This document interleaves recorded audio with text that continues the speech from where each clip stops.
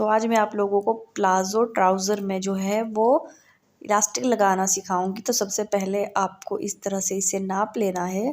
तो मैंने इसमें बेल्ट के लिए जगह नहीं छोड़ी है, मैं इसमें अलग से कपड़ा लगाऊंगी बेल्ट के लिए। तो इस तरह से मैं इसकी गोलाई में इसे नाप लूँगी इंच टेप से और उसके हिसाब से जो है कपड़ा ले लूँगी।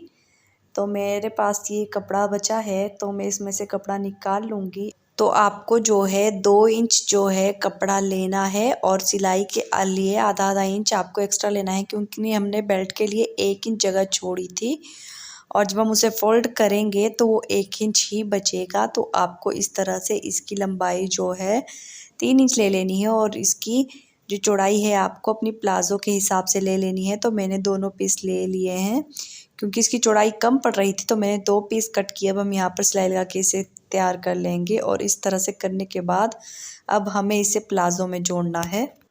तो अब हमें इसे इस तरह से प्लाज़ो की सीधी साइड पर जोड़ना है। तो हम प्लाज़ो की सीधी साइड पर इस पट्टी को रखेंगे।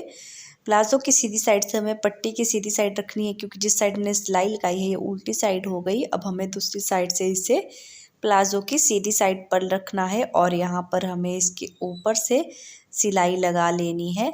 सिलाई लगाने से पहले आपको ध्यान रखना है कि आपको यहाँ पर लगभग 1 इंच कपड़ा जो है छोड़ कर के उससे आगे सिलाई लगानी है, क्योंकि ये हमें पीछे जब हम यहाँ पर इसे कपड़े को जॉइंट देंगे तो वहाँ पर चाहिए। तो आपको 1 इंच कपड़ा छोड़ कर के इस तरीके से आपको सिलाई लगा लेनी है पूरे में।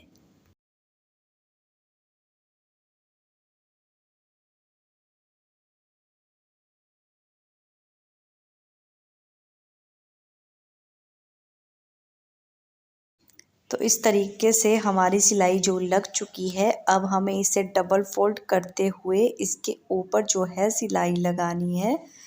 तो आपने 2 इंच जो कपड़ा लिया था आपको उसके आधे पर सिलाई लगानी है, ताकि आपका 1 इंच कपड़ा बेल्ट में बढ़े। मतलब आप जब उसे फोल्ड करोगे तो आपका जो है ऊपर जहाँ पे आपने ये वाली सिलाई लगाई है यहाँ से ऊपर 1 इंच कपड़ा जो है बचना चाहिए और उसके अंदर हम बेल्ट डालेंगे जब आप इसको डबल फोल्ड करो, क्योंकि प्लाज़ो में हमने 1 इंच कम लेंथ ली है। तो यहाँ पर 1 इंच जो कम लेंथ है वो हमारी 1 इंच बेल्ट की लेंथ से ऊपर कंप्लीट हो जाएगा। तो आपको इस तरह से करते हुए यहाँ पे इसके कॉर्नर पर सिलाई लगा लेनी है और अगर आपने बेल्ट प्लाज़ो में ही जगह छोड़ी हो तो आपको इसको सिंपली ऐसे फोल्ड कर लेना है।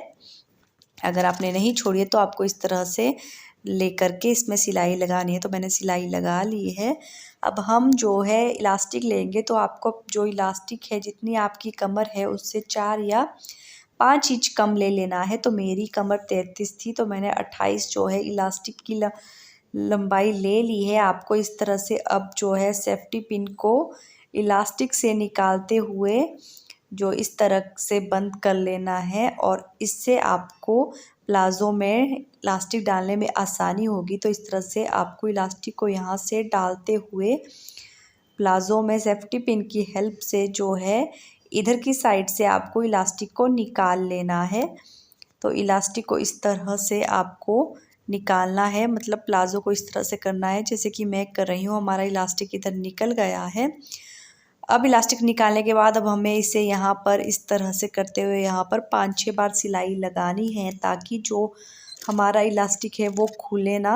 तो आपको 5 से 6 बार इसके ऊपर इस तरीके से आपको सिलाई लगानी है। अब हमें इसे प्लाज़ो के अंदर ही डाल लेना है, इसे इस तरह से खींचते हुए और यहाँ पर जो है हम सिलाई लगा करके इसे भी बंद कर लेंगे।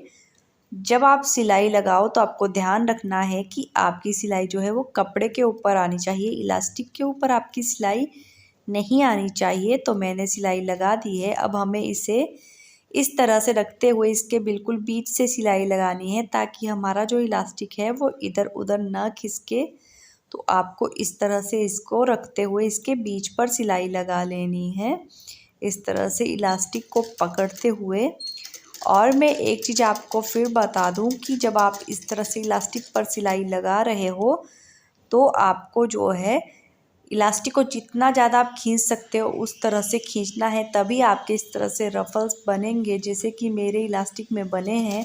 अगर आप इलास्टिक को अच्छे से नहीं खींचोगे तो आपके रफल्स नहीं बनेंगे और आपका कपड़ा जो है सीधा रह जाएगा। तो आपको इस तरह से इलास्टिक को बिल्कुल अच्छे से खींचना है ताकि आपकी इलास्टिक जो है इस तरीके से बिल्कुल अच्छे से लग जाए, जैसे कि मैं आपको लगा करके दिखा रही हूँ। तो अब हमारी इलास्टिक जो है लग चुकी है और आप देख सकते हो कि कितने अच्छे से रफल्स बने हैं हमारे इलास्टिक में हर तरफ अच्छे से। इस तरह से खींचने के बाद सिलाई लगाने से तो इस तरह से मेरी प्लाज़ो की स्टिचिंग जो कंप्लीट हो चुकी है। अगर आप इसकी कटिंग स्टिचिंग या इसके बॉटम डिज़ाइन की वीडियो देखना चाहते हो तो मैंने चैनल पर वो ऑलरेडी अपलोड कर दी है।